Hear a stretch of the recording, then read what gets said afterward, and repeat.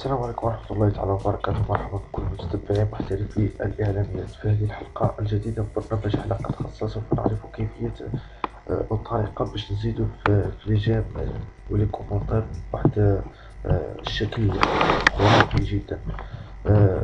فمثلا نضع ستاتيو مثلا، ثم نلاحظ أنه 139 جيم. طريقة سهلة بعض الشيء. نكون بحاجة لهذا الموقع يوبلا .me. ثم نضغط هنا على سكيب. ننتظر بعض الثواني، 5 ثواني، 4 3 2. ثم نضغط على سكيب ADS سكيب ديس اد. ثم ننتظر ثواني قليلة. سوف نحصل على هذا الرابط.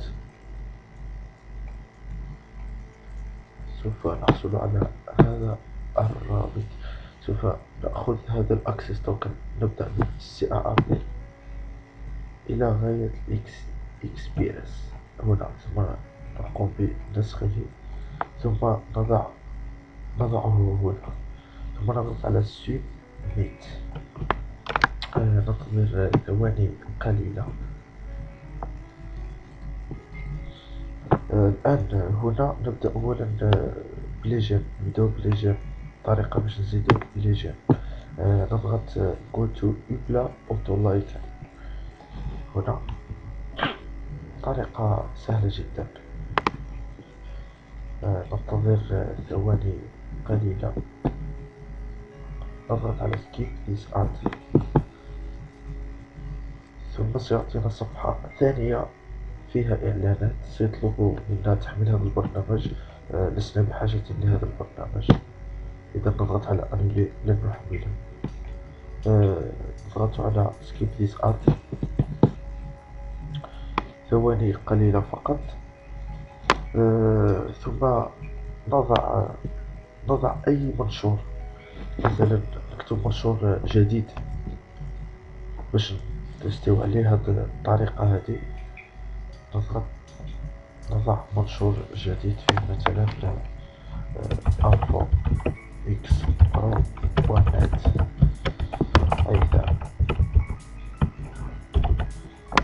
نضغط على بيبليو، ثم نجرب الطريقة. نعود إلى الموقع، ثم نضغط على ستاتيو. يكون هنا اختيار لستاتيو أو لي فوتو أو بيان لي فيديو أو كوستيم بوستيد. إذا كان مثلا المنشور في صفحة معينة أو في حساب آخر. نضغط على ستاتيو. سنلاحظ أن المنشور الأخير الذي قمت بنشره لقد ظهر هنا. نضغط على Submit، ثم ننتظر ثواني قليلة، وسنلاحظ أن عدد اللايكات أو عدد الجيمات تصاعد بشكل خرافي. ننتظر ثواني قليلة. نعود إلى، ثم نلاحظ أنه 27 جيم، ثم نلاحظ هنا 64 جيم، 71 جيم. ثم يتصاعد شيئا فشيئا لحين أن ينتهي هذا الموقع من اشتغال. 16 جيم. ننتظر حتى أن ينتهي هذا الموقع من اشتغال. كما نلاحظ 116 جيم، 136 جيم. إذا الموقع انتهى من اشتغال الآن.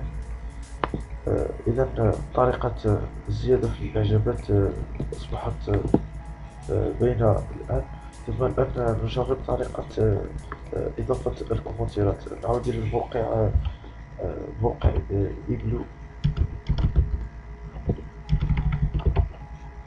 يوبلا .me. ثم نقوم بنفس الطريقة. نضغط على سكيب لنأخذ توكن أكسس الذي ظهر على الرابط. ننتظر قليلا لحين أن نمر من هذه الإعلانات، ثم يطلب منا تحميل هذا البرنامج. لا يهم لديك البرنامج، إذا لن نقوم بتحميله. نأخذ هذا الأكسس توكن إلى غاية إكسبيرس، ثم نضعه في هذا المستطيل، ثم نضغط على Submit. إذا دابا شفنا طريقة إضافة الإعجابات. الآن سوف نعرف طريقة إضافة الكومنتات بطريقة خرافية في الإعجابات. نضغط على Go to Ibla Auto Commenter.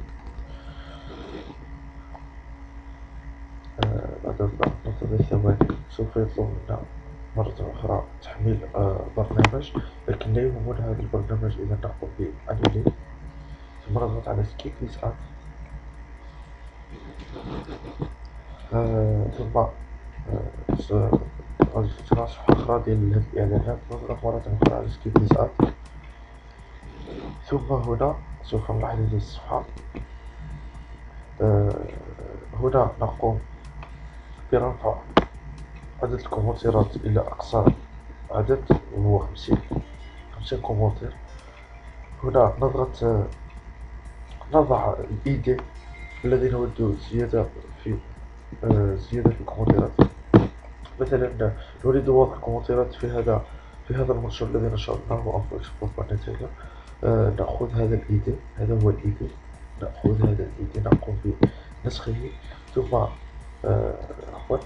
نضعه هنا، ثم نضع الكومنتات الذي نود أن نقوم بنشرها. مثلا الكومنتات نضغط مثلا برافو، نضغط على add multi comment، ثم نكتب نايس add good، نكتب أيضا بالعربي تحياتي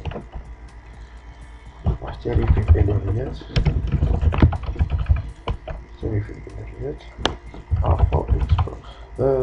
ثم بعد أعطينا فقط أنه يمكننا إضافة اختيار 6 كومنتات فقط.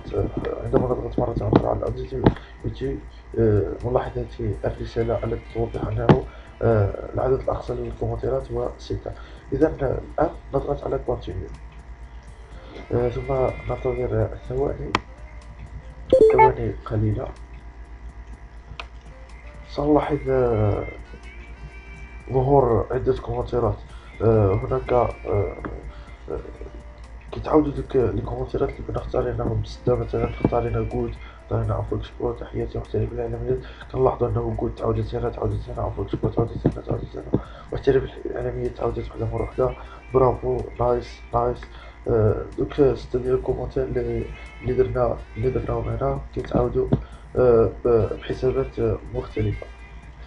إذا موقع المتوقف الآن عن الاشتغال سوف يتوقف بعد أن يصل إلى العدد الذي قمنا باختياره، وهو 50. بعد إدخال 50 كومنتير،